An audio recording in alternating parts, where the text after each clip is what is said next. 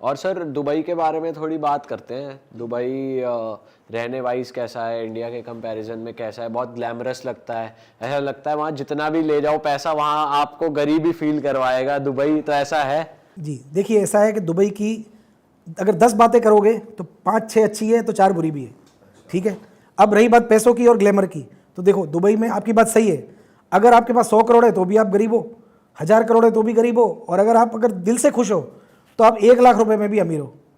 देखो दुबई में है ना, 2-3 लोगों की फैमिली हमारे टूरिज्म में आती है, मान लो 4 दिन घूमने, तो पूरा दुबई घूम के जाती है 2 लोगों की फैमिली, तो वो भी खुश है कि यार दुबई देख लिया, 4 दिन 5 स्टार होटल में रह लिया 1 लाख रुपए में। और जिसको संतोष नहीं है वो तो यार मर्सिडीज बेंज चला के भी सोचता है लैम्बोर्गिनी है। अब मेरे पास लैम्बोर्गिनी है, ठीक है, जो इंडिया में कार्तिक आर्यन और मुकेश अंबानी के पास है, ठीक है, फिर भी मैं ना अगर देखूंगा ना वहाँ पे सोने की मैकलारेन चल रही है मेरे बाजू में, रियल गोल्ड की, तो मुझे लगता है यार, अगर मैं ये सोचूंगा, मुझे तो नहीं लगता है, मैं तो मारुति में भी उतना ही खुश था जितना लैम्बोर्गिनी में हूँ, क्योंकि मेरे पापा ने मुझे यही सिखाया है कि हमेशा अपने से नीचे वाले को देखो। तो मैं पूरी दुनिया को यही बोलूँगा कि अगर आपके पास 3 लाख की कार है ना तो नीचे वाले को देखो, कार नहीं है तो बाइक वाले को देखो, और बाइक नहीं है ना पैदल चल रहे हो तो ये देखो कि व्हीलचेयर पे कौन है, तो जिंदगी में खुश रहोगे। तो दुबई में यही है, दुबई चलता ही इस मेंटालिटी पे है, आप ऊपर देखो और दुखी होते रहो भाई, कोई एंड ही नहीं है। 3000 का भी जूता है दिरहम में, जो इंडिया के 1 लाख का जूता है, और वहाँ पे मगरमच्छ की स्किन से बना हुआ 1 लाख का भी जूता है, 1 लाख दिरहम 24 लाख रुपए होता है, तो एंड ही नहीं है। घड़ियाँ वहाँ पे आपने देखी, अंबानी की शादी में थी, उसने गिफ्ट में बांट दी 2-2 करोड़ की घड़ियाँ। तो दुबई में तो लोग मतलब ऐसी दुकानें हैं कि जिसके अंदर 10,000 करोड़ की सिर्फ घड़ियाँ रखी है, 10,000 करोड़, जो खालिद करके है, आपने अगर देखा होगा यूट्यूब पे, उसकी दुकान में एक एक घड़ी 100-100 करोड़ की है, 50 करोड़ की है। तो देखो दुबई ऐसी चीज़ है ना कि वहाँ पे गरीब भी ऐसे हैं। अगर आप जाओगे देरा एरिया में, ये पॉडकास्ट रूम है ना, इतने में 20-20 लोग रहते हैं, एसी होता है। दुबई में एक खासियत है कि भिखारी के पास भी एसी है और शेख के पास भी एसी है, वो एक कंपलसरी है। तो वो लेबर के पास भी एसी है, लेकिन उनकी लाइफ देखो, इतने में 4 बेड लगे हैं, 4 लोग सो रहे हैं, 20 लोगों के बीच में एक टॉयलेट है, 12 घंटे उनको धूप में काम करना है। सोचो अभी वहाँ पे 50 डिग्री होगी, तो 50 डिग्री में भी उसको काम करना है, लेबर लाइफ है उसकी, ठीक है। इंडिया में उसको मान लो 10,000 मिल रहे हैं, तो दुबई में उसको 2,000 दिरहम मिलेंगे, 2,500 दिरहम मिलेंगे। खर्चा निकाल के वो महीने का घर पे 30,000 भेज सकता है। 2-3 साल काम करके वो अपने गाँव में जाएगा तो 5-10 लाख बचत होगी, तो वो सेट है अपने गाँव में। छोटे गाँव में तो भाई 10 लाख बड़े आज भी इंडिया में। सर सिंस आप दुबई में इतने सेटल्ड हो, आपका बिजनेस भी, आपने हमने सोशल मीडिया पे ये सुना है कि काफ़ी कंट्री, एशियन कंट्री से काफ़ी गर्ल्स पर्टिकुलरली दुबई शिफ्ट होती हैं फॉर प्रोस्टिट्यूशन, इस टाइप की कुछ प्राइवेट सर्विसेज के लिए। आपने देखा अभी इतना इस लेवल पे चलता है? इसमें क्या है, दुबई एक ऐसा कंट्री है ना जहाँ पे एशियन की कोई बात नहीं है, या इसमें एशियन, इंडियन, पाकिस्तानी की बात ही नहीं है। वहाँ पे दुनिया के हर देश की लड़की होती है, और ऐसा नहीं है कि सारी गलत काम के लिए आती है। वहाँ पे नौकरी करने भी इतने आते हैं, स्पा में काम करने भी आते हैं, वहाँ पे क्लब में काम करने के लिए, आज हमारे भी क्लब है तो हमारे क्लब में भी लेडी स्टाफ होता है, मैनेजर होते हैं, सुपरवाइजर होते हैं, आर्टिस्ट होता है। लेकिन वहाँ का जो एक सिस्टम है ना, वो बहुत ही क्लीन सिस्टम है। क्लीन सिस्टम क्यों है कि आपके पास जब भी कोई आएगा, पहले तो आपको देखो उसके टिकट, वीज़ा, रहने खाने पीने की पूरी गारंटी आपकी होगी। हमारे देशों की तरह नहीं है कि मेरा कोई स्टाफ को कुछ भी हो गया तो मेरी जिम्मेदारी नहीं है। अगर वो आया है तो जाने तक वो हमारी जिम्मेदारी में है, मतलब वो विला पे पूरा ध्यान रखना, अच्छा खाना खिलाना। कभी भी चेकिंग आएगी कि उनके खाने में क्या दे रहे हो, चावल कैसे दे रहे हो, रोटी कैसे दे रहे हो, कोई अनहाइजीनिक नहीं है। किचन पूरा क्लीन चाहिए, चाहे वो आपकी होटल हो चाहे विला हो, ठीक है। और फाइन मारते हैं कैसा, 50,000 दिरहम, यानी 12 लाख 15 लाख। तो हर कोई ध्यान रखता है, कोई 2,000 बचाने का नहीं सोचता है। दूसरा कि आपको उनकी आर्टिस्ट परमिशन डालनी है, यानी अगर वो आपके स्टेज पर बैठी है कोई भी आर्टिस्ट, तो आपको उसकी परमिशन डालनी है। 1200 दिरहम यानी कि 25,000 रुपये की मंथली परमिशन होती है, बराबर। उसके बाद प्रॉपर हर गाने पे अगर मान लो है, एक ब्यूटिशियन होती है जो उसको कॉस्ट्यूम से रेडी करेंगे। वहाँ पे एक रूल है कि गेस्ट उनको छू नहीं सकता, बीच में 3 फुट का गैप होना चाहिए। और वहाँ पे आपको लड़के लड़कियाँ भी, नेपाली लड़के होते हैं वो भी डांस करते हैं, बराबर। और भगवान महादेव के, भगवान शिव के भी डांस होते हैं, कॉन्सेप्ट भी होते हैं। डांस हर तरह का होता है, आइटम नंबर वाला आइटम नंबर देखेगा, वो तो गेस्ट की डिमांड पे होता है। तो हर तरह का है। जैसे आपने प्रोस्टिट्यूशन की बात की, तो 150 देश की लड़कियां अगर वहाँ पे आई है तो जाहिर सी बात है, वो तो कहाँ नहीं होता है। एक पुराणों में लिखा हुआ है कि दुनिया का सबसे पुराना बिजनेस कौन सा है, तो जो आपने बोला वो है। Sir moving on to the next chapter, आजकल ये बेटिंग बुक्स बहुत ऑनलाइन हो गई हैं, जो कि इन्फ्लुएंसर्स के थ्रू मार्केट ऐसे हो रही है कि लूडो खेलो, लकी 7 खेलो, हो वहाँ पे क्रिकेट, मतलब पूरी बुक ही ऑनलाइन आ गई, हो वहाँ पे सट्टा ही रहा है। और आपकी भी एक ऑनलाइन प्लेटफॉर्म है जहाँ पर ये चलता है, तो ऐसा क्यों, ऑनलाइन क्यों लाना पड़ा? और इसमें पैटर्न कैसे चेंज हुआ ट्रेडिशनल वे से? क्योंकि अब यूज़र्स बढ़ गए और बड़े बड़े बुक ओनर्स की शादियां हो रही हैं, वो आ रहे 500 करोड़ के बजट हो रहे हैं, तो इतना मैसिव कैसे हो रहा है ये सब? और ये सब दुबई का नाम आ जाता है पता नहीं कहाँ से, तो ये सब ये ट्रांजिशन कैसे? ये सारे सवाल का जवाब एक्चुअली 5-7 मिनट के जवाब में आ जाएगा। ठीक है, एक कहावत है हमारे हिंदी में, आपत्ति से ही आविष्कार है।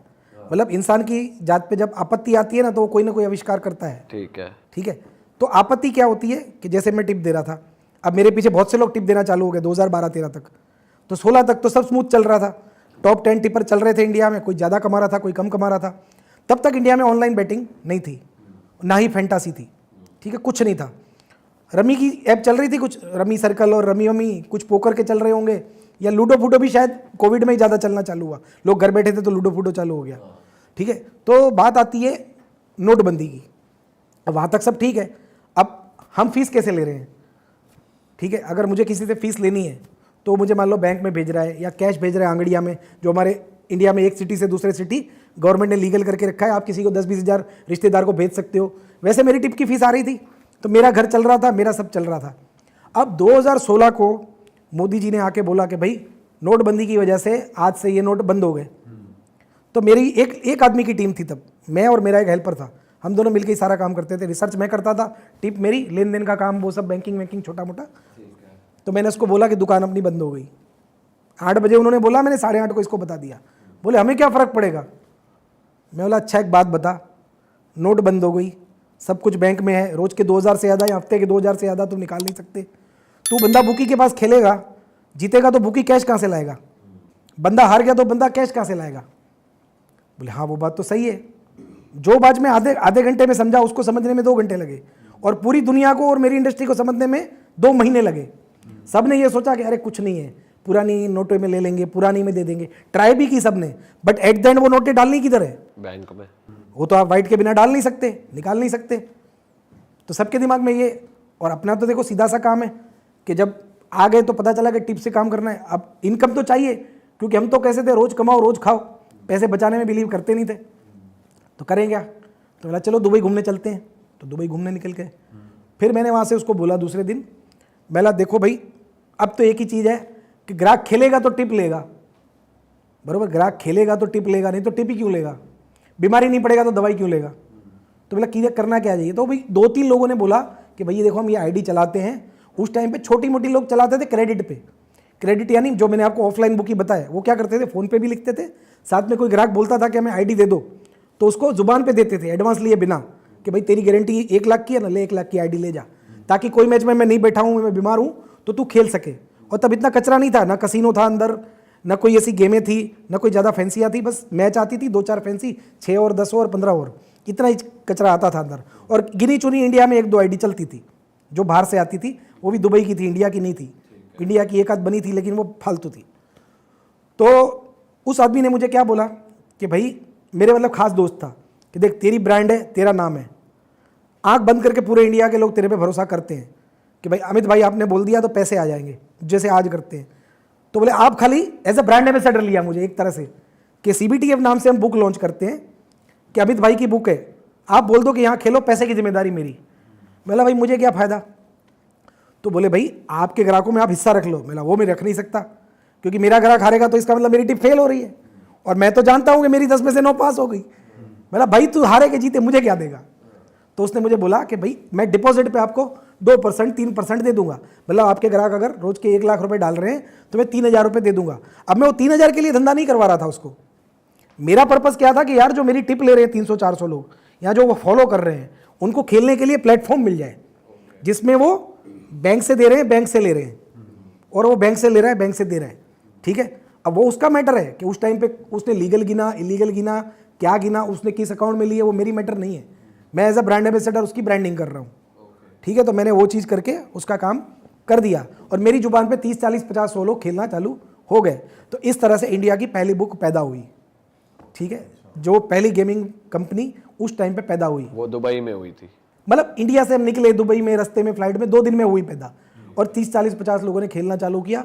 उसके बाद ड्रीम 11, फैंटासी क्रिकेट, ये सब धीरे धीरे धीरे धीरे आता गया, और मुझे देख के 6-8 महीनों में दूसरे 2-3 लोगों ने ऑनलाइन बुक खोल दी। तो आज वो इंडस्ट्री कहाँ है वो तो खैर आपको बट ये सब दुबई में क्यों हो रहा है? और ये इंडिया दुबई में होने का रीज़न वैसे कुछ नहीं था, ऐसा नहीं था कि इंडिया में कोई तकलीफ थी इसलिए सब गए, बट मैं गया उस टाइम पे एक दो दूसरे थे, फिर धीरे धीरे करके इवन पहले 3 साल इंडिया में तो लीगल भी नहीं है ना शायद, आप लीगली ये काम कर नहीं सकते ना इंडिया में। लीगल है कि इलीगल, वो अभी ऐसे देखो तो लीगल हो गया ना। क्यों? क्योंकि आपकी अगर जो प्रोबेबिलिटी वाली है उसमें आगे लूडो है, अंदर अगर रन पे खेल रहे हो, टीम पे खेल रहे हो, कल की मैच में इंडिया न्यूजीलैंड का रेट चल रहा था, आप उसमें पैसे लगा रहे हो, तो वो क्या है, उसमें हमारे में फर्क क्या है? सर बट वो फिर प्रमोट तो लूडो, ये तो देसी दारू और विदेशी दारू दोनों शब्द बदल गए बस। शब्द बदल गए, ये देसी दारू है विदेशी दारू है। सर अच्छा, बातों बातों में एक चीज रह गई जो कि बहुत इंटरेस्टिंग है हमारे देश की ऑडियंस के लिए। हम नहीं, वो चीज आपकी एक रह गई, एक सेकंड, दुबई वाली एक चीज हमारे देश के सारे लोगों को मैं एक मैसेज देना चाहूंगा कि आपके प्लीज, अगर आपके पास पैसे कम है या मीडियम है, वैसे भी दुबई में आपका कोई काम नहीं है, अगर आपके पास इतने कम पैसे हैं तो आप जॉब कर सकते हो, लेकिन जॉब में आप एक चीज समझो कि दिखता है उतना ईजी नहीं है। आपको मॉल दिख रहे हैं, रंगीली रातें दिख रही है, एसी दिख रहा है, लेकिन ये नहीं दिख रहा है कि बाहर धूप कितनी है, वहाँ का पानी कैसा है, या आप वहाँ पे सर्वाइव कर पाओगे कि नहीं, वहाँ का मेडिकल कितना महंगा है। आपको एक बार अगर बुखार भी आ गया तो 1 महीने की सैलरी आपकी चली जाएगी, और आपको बुखार वहाँ पे हर 3 महीने में आएगा ही, क्योंकि वहाँ का वेदर ऐसा है। लाइक आर्टिफिशियल रेन होगी तब आप बीमार पड़ोगे, हर 2-3 महीने में बीमार पड़ना लाजमी है, आपके बाल झड़ेंगे। तो ऐसी बहुत सी छोटी छोटी प्रॉब्लम है वहाँ पे, और ज़्यादा पैसे भी है तो आप एक समझो कि इंडिया में इनकम टैक्स है, वहाँ पे इनकम टैक्स नहीं है, सिर्फ वैट है। वो बात सच्ची है। आपको हाईलाइट क्या किया जाता है, आपको इंस्टाग्राम में सब अच्छा दिखेगा कि वहाँ पे टैक्स कम है, ये है वो है, लेकिन आपको वहाँ पे गाड़ी कहीं भी खड़ी करनी है तो आपको टैक्स देना है, ये किसी ने आज तक नहीं बताया होगा, बरोबर। अगर आप वहाँ पे कोई भी चीज़ चलाते हो तो आपको भी म्यूनसिपल टैक्स, हम भी भरते हैं वहाँ पे, मैं साल का करोड़ों रुपया भरता हूँ अपने क्लबों में, म्यूनसिपल टैक्स भरता हूँ, वैट भरता हूँ। तो टैक्स यूँ नहीं तो यूँ, भले इंडिया जितना नहीं है लेकिन फिर भी आपको भरना तो पड़ता है ना। आपको वहाँ पे 10 करोड़ की भी प्रॉपर्टी लेनी है, आपने जाया 10 करोड़ कैश दिया, आपके नाम पे घर हो गया, कोई नहीं पूछेगा 10 करोड़ कहाँ से लाए। तो एक तरह से वो एक जिसके पास ब्लैक मनी है उसको वो लोग अट्रैक्ट कर रहे हैं, और अच्छी बात है, उनके देश के लिए अच्छी है। बट कब रूल चेंज हो जाए कुछ नहीं कह सकते। वो तो देखो भाई, मैं क्या बोल रहा हूँ, आप शेर पे सवारी कर रहे हो, जिस दिन उतरोगे शेर खा जाएगा। इसमें सब आप ये कहना चाह रहे हैं कि दुबई में सेटल ना हो, एक इंडियन बंदा जाकर या सेटल हो? नहीं, सेटल हो, मैं तो बोलता हूँ हर देश में हो, बट अगर आप बेटर लाइफ ही चाहते हो कि अगर आप इंडिया के पॉल्यूशन से तंग हो, वहाँ की टूटी हुई सड़कों से तंग हो, और आप समझ चुके हो कि अब कुछ होना नहीं है ज़्यादा टैक्स भरने के बाद भी, तो आप यूरोप में शिफ्ट हो जाओ, कुछ ठंडे देशों में चले जाओ। सही बात। अरे वाह, आपने ये वीडियो यहाँ तक देख ली भाई, तुमने हमारी मेहनत सफल कर दिया, तुम ही लोग हो असली रियल हिट। और अगर आपको बहुत मजा आ रहा है ऐसी क्लिप्स में, ऐसी वीडियोस में, तो फटाफट जाइए प्लेलिस्ट पे बिंज वॉच कीजिए और सारी वीडियोस देख डालो और मौज काटो। That is it. हम मिलेंगे नए पॉडकास्ट में, नए क्लिप में। Till then bye bye, see you, take care, do subscribe.